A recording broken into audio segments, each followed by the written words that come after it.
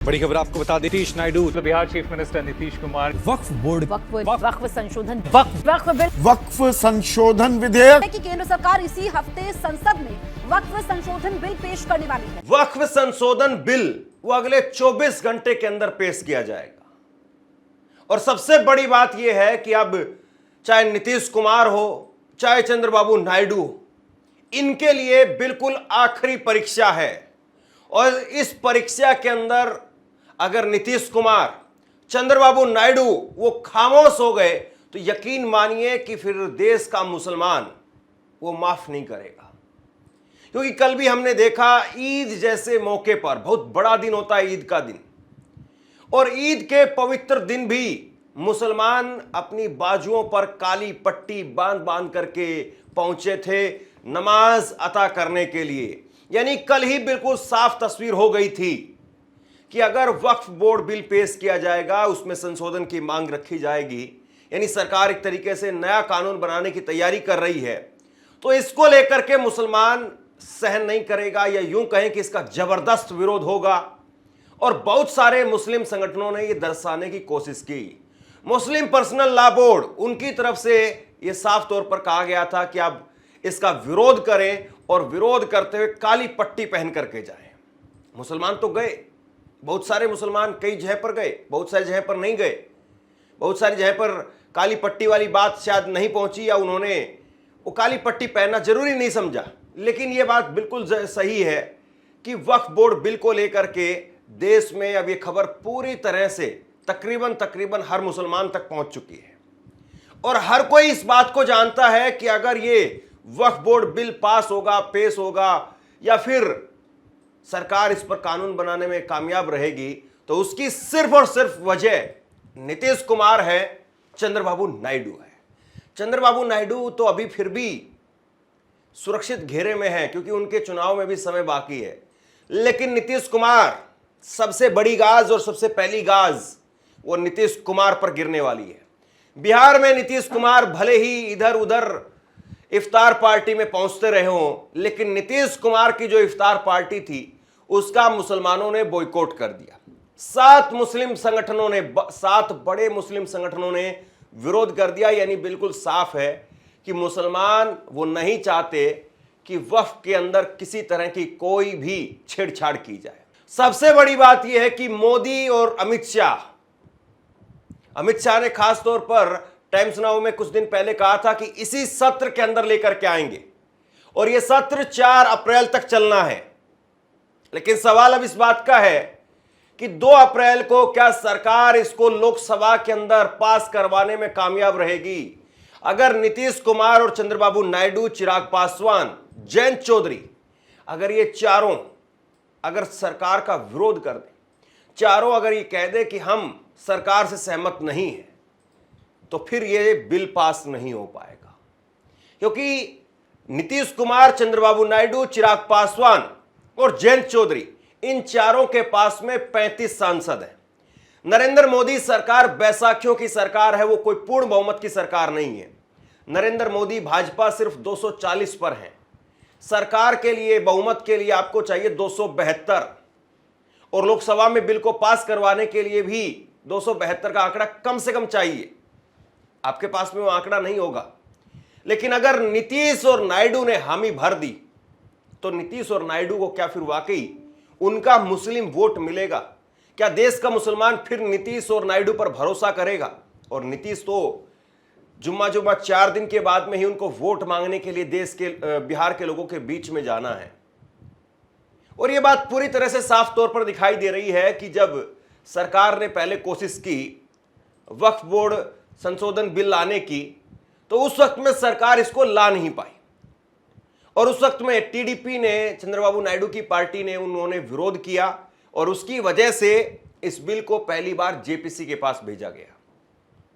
JPC के पास में bill गया, फिर इस पर तारीखें लगती रही, और सरकार को कहीं ना कहीं यकीन रहा होगा इस बात को, मोदी को, अमित शाह को इस बात का यकीन रहा होगा कि हम किसी न किसी तरीके से नीतीश की पार्टी के लोगों को, चंद्रबाबू नायडू की पार्टी के लोगों को, चिराग पासवान को, जयंत चौधरी को, इन सबको मना लेंगे, या देश में कोई ना कोई ऐसा मुद्दा खड़ा कर दिया जाएगा जिसकी वजह से सारा अटेंशन उधर डाइवर्ट हो जाए।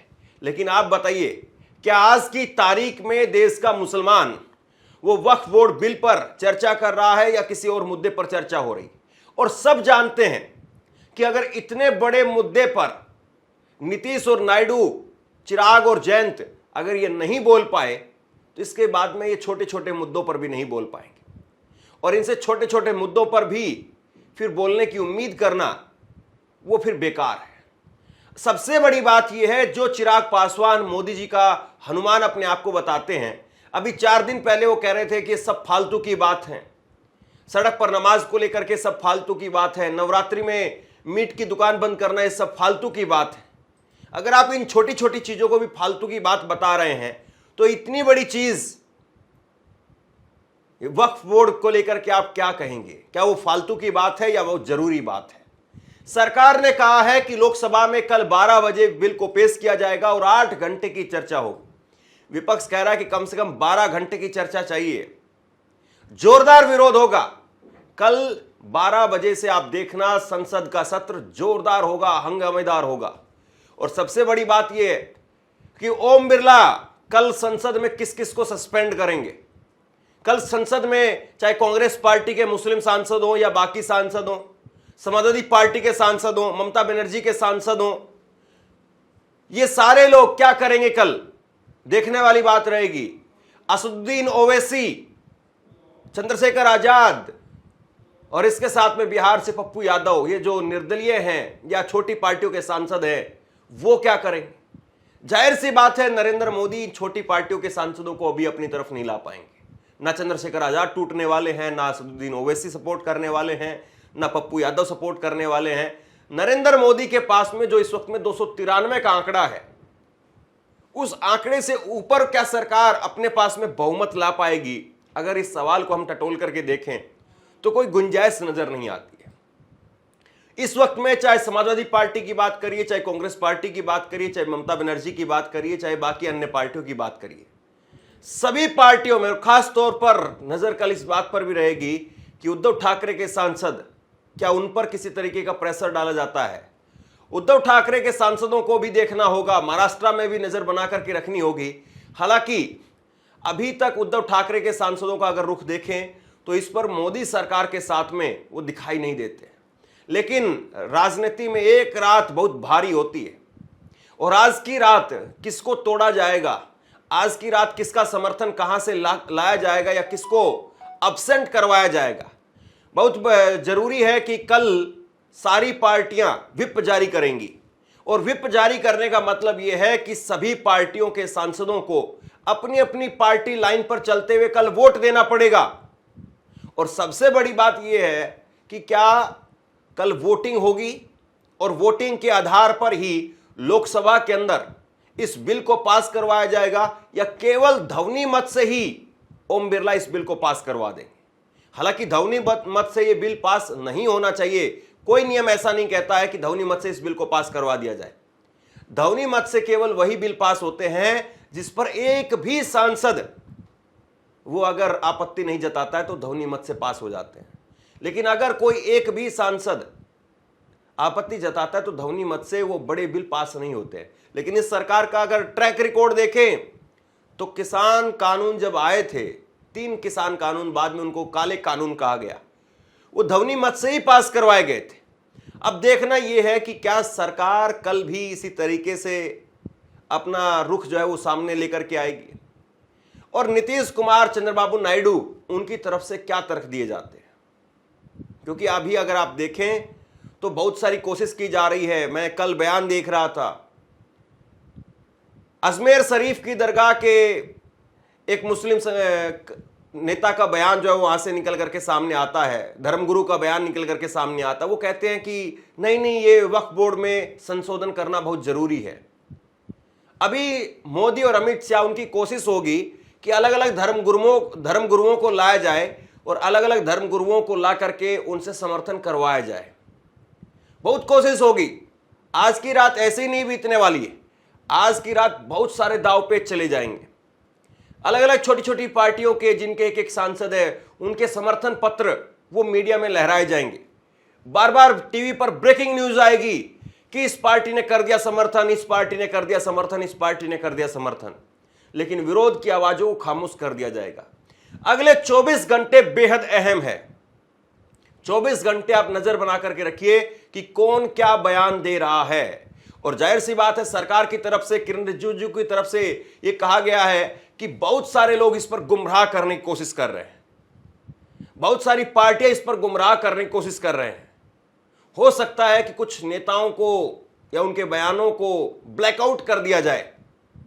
तो अभी अगले आने वाले 24 घंटे वो बेहद अहम हैं। और ऐसे में नीतीश, नायडू, जयंत, चिराग, ये सारे लोग क्या करते हैं? खास तौर पर दो नेताओं की गर्दन पूरी तरह से फंसी हुई है।